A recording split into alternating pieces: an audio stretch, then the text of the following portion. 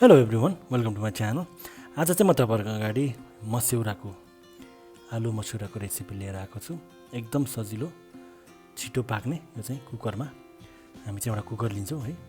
कुकरमा चाहिँ तेल तपाईँलाई कति चाहिन्छ, कति बनाउँदै हुनुहुन्छ क्वान्टिटी, त्यो अनुसारले तेल राखेर पहिला चाहिँ हामी मस्यौरा, मैले चाहिँ थोरै मात्रामा बनाएको भएर मैले थोरै मस्यौरालाई चाहिँ हामी यसरी पहिला यसलाई चाहिँ हामी यसलाई भुट्छौँ। यसलाई हल्का रातो हुने गरेर यसरी भुटिसकेपछि यो रातो भएपछि यसलाई हामी निकालेर राख्छौँ। यसलाई हामी निकालेर राखेपछि त्यही कुकरमा मेथी अनि जिरा फुराउँछौँ हामी। जिरा र मेथी फुरिसकेपछि यसमा चाहिँ हामी प्याज, मैले चाहिँ एउटा मिडियम साइजको प्याज लिएको छु।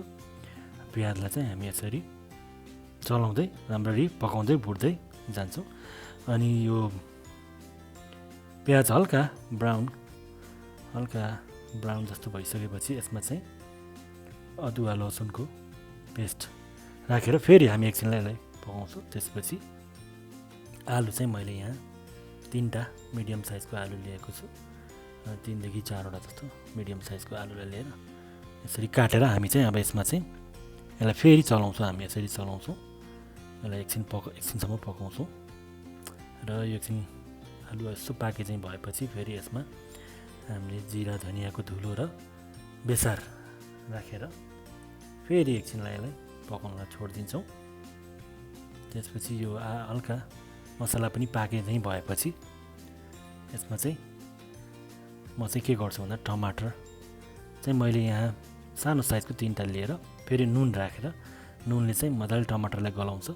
त्यही भएर टमाटर राखेपछि नुन राखिहाल्नुपर्छ। नुन राखेर यसरी यसलाई एकछिनलाई हामी छोपेर पकाउँछौँ।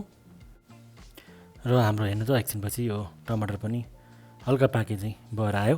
टमाटर पाके जस्तो भइसकेपछि यसलाई फेरि एकछिन यसो चलाएर अब त तपाईँहरूलाई कतिको ग्रेभी खान मन छ या झोल खान मन छ त्यो अनुसारले पानी, मैले चाहिँ यहाँ 1 गिलास सानो गिलासको पानी राखेर फेरि यसलाई एकछिनलाई छोपेर हामी चाहिँ यसरी पकाउँछौँ। र यो मजाले भल्किसकेपछि अघिले हामीले यो भुटेर राखेको मस्यौरालाई राखेर फेरि अब यसलाई चाहिँ हामी मजाले यो सिटी लाउनलाई चाहिँ यसको बिर्को लगाएर हामी चाहिँ सिटी लाउन छोडिदिन्छौँ।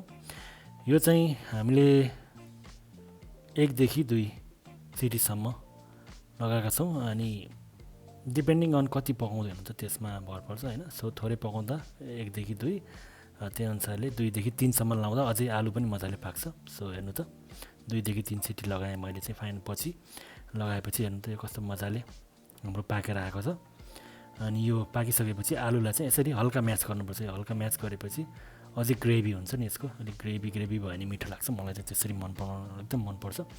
झोल खान मन लाग्छ भने तपाईँले यत्तिकै पनि यसलाई खान सक्नुहुन्छ। तर आलुलाई हल्का यसरी म्याच गरेपछि यसमा फेरि हामी चाहिँ यो खुर्सानी, मैले चाहिँ 2टा सानो साइजको खुर्सानी राखेर फेरि यसलाई चाहिँ हामी एकछिन माथिबाट जस्ट यो कुकरको बिर्कोले छोपेर एकछिनलाई पकाउँछौँ। त्यसपछि हेर्नु त हाम्रो यो खुर्सानी पनि मजाले यसमा घोलिएर पाकिसकेपछि फाइनली लास्टमा चाहिँ हामी धनियाँले यसलाई गार्निस गर्छौँ र सेलाउनलाई छोडिदिन्छौँ।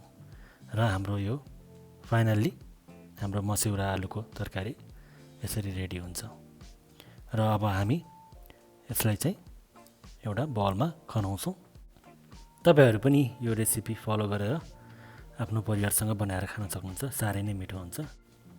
र यसरी बनाउँदा चाहिँ यो एकदम ग्रेभी भातसँग खाँदा एकदमै मिठो हुन्छ। तपाईँहरूलाई कस्तो मनपर्छ, ग्रेभी झोल जसरी मनपर्छ त्यसरी बनाएर तपाईँहरूले चाहिँ यो डिस चाहिँ इन्जोय गर्न सक्नुहुन्छ।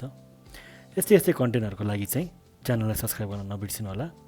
यदि यो कन्टेन्ट मन पर्यो भने प्लिज लाइक, सेयर गर्नुहोला। Thank you for watching.